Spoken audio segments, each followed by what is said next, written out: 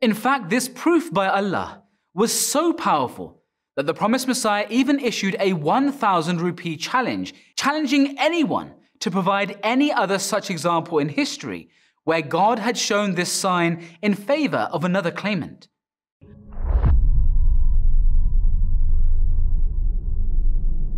What is the sign of the eclipses? One of the most fundamental ways to recognize the elect of God is through the support that they receive by the hand of God. It stands to reason, after all, that if an individual is indeed sent by Allah the Almighty, then they should also be aided and assisted by God's unparalleled signs and assistance.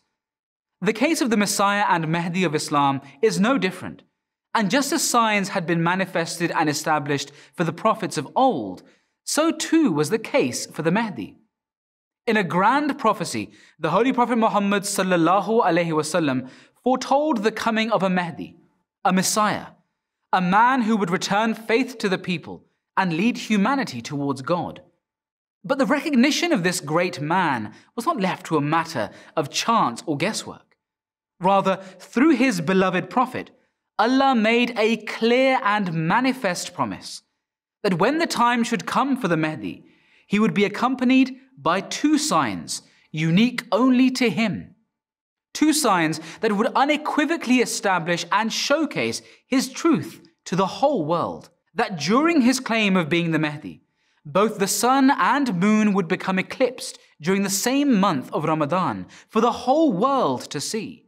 A hadith recorded in Sunan Darqutni and later proved true by Allah himself. And so, in 1891, Hazrat Mirza Ghulam Ahmad of Qadian, having been instructed by God, made the claim to be that very same Masih and Mahdi. Yet despite demonstrating countless signs, many opponents and skeptics still refused to accept him.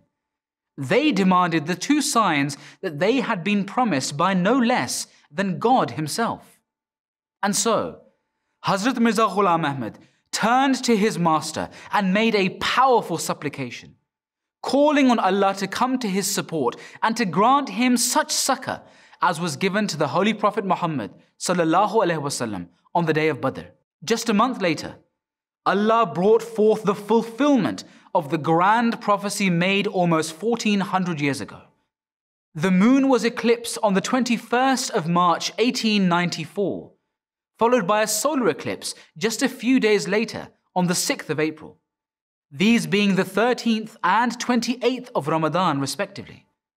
But even this was not enough, for God wished to show that this was not mere chance.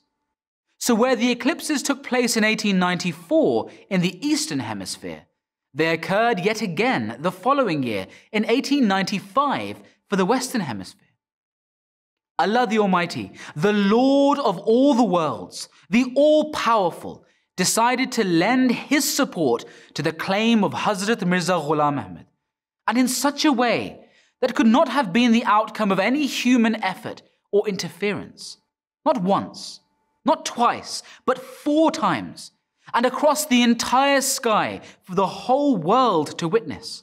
In fact, this proof by Allah was so powerful that the promised Messiah even issued a 1,000 rupee challenge in Nurul Haq Part 2, challenging anyone to provide any other such example in history where God had shown this sign in favor of another claimant.